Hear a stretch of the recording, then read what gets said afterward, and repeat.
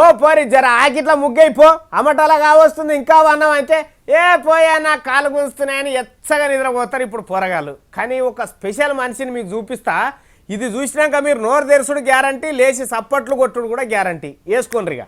ఇవాళ ఆడోళ్ళ దినం, ప్రపంచంలో ఉన్న ఆడోళ్ళకు కూడా ఒక రోజు రావాలని ఇట్లా పెట్టిండ్రు. మరి ఇటువంటి దినం నాడు ఆడోళ్ళ గురించి మాటలు చెప్పుకున్నాడు కంటే ఒక కథ చూపిస్తే మంచిగుంటది కాబట్టి వరంగల్ జిల్లాకి వెళ్ళి ఒక ఆడామని మీకు పరిచయం చేస్తున్నాం ఇవాళ. ఇగో ఈ తల్లి పేరు కీపర్ రజిత. ఈమె సొంతూరు వరంగల్ జిల్లా ఆత్మకూరు మండలం ఉరుగొండ. బతుకుదెరువు కోసం వరంగల్ పట్టణంలో ఉన్న పోషమ్మ మైదానంలో గుడి చేసుకొని ఉన్నారు. ఇక అసలు ముచ్చట్లకు పోతే ఈమెకు 2 చేతులు లేవు. తతి మాడోళ్ళు చేయలేని పనులు కూడా చేస్తుంది. ఆమెకు చేతులు అంటే కాళ్ళు, ఆ 2 కాళ్ళతోనే ఇంటి పని అంతా చేస్తుంది. ఈమెకి 2 పిల్లలు కూడా ఉన్నారు. అయితే ఈమె పుట్టుకతోనే 2 చేతులు లేకుండా పుట్టింది.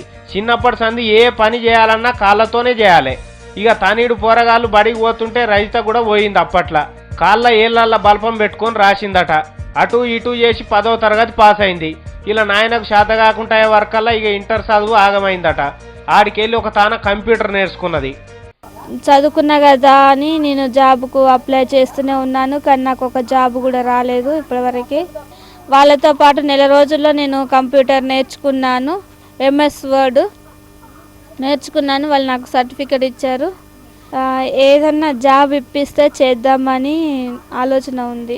ఏ బ్యాంకు వాళ్ళన్నా ఇంత లోన్ ఇస్తారేమో అని అన్ని బ్యాంకుల పొంటి తిరిగింది. అందరు లీడర్లను కలిసింది, కానీ ఎవ్వరు కూడా సాయం చేయలే. ఇంటి పట్టుకే ఉండి పింఛనో అదో ఇదో వస్తే బతుకుతున్నది. ఈమెనుగా నడమ ఒక ఆయన పెళ్లి చేసుకున్నాడట. బిడ్డ ఉట్టంగానే ఇడిచిపెట్టి వెళ్ళిపోయిందట. ఈ రజితమ్మకు బిడ్డే కాక ఎవరో ఆడిబిడ్డే ఉడితే బాధపడుతున్నారని తెలిసి వాళ్ళ పిల్లను కూడా తెచ్చుకొని సాగుతున్నదట. అయితే ఈ తల్లి గొప్పతనం ఏంటంటే కాలుతోనే అన్ని పనులు చేస్తుంది. ఆఖరికి ఇంటి ముంగట అలికి ముగ్గేసుడు కూడా కాలుతోనే చేస్తుంది.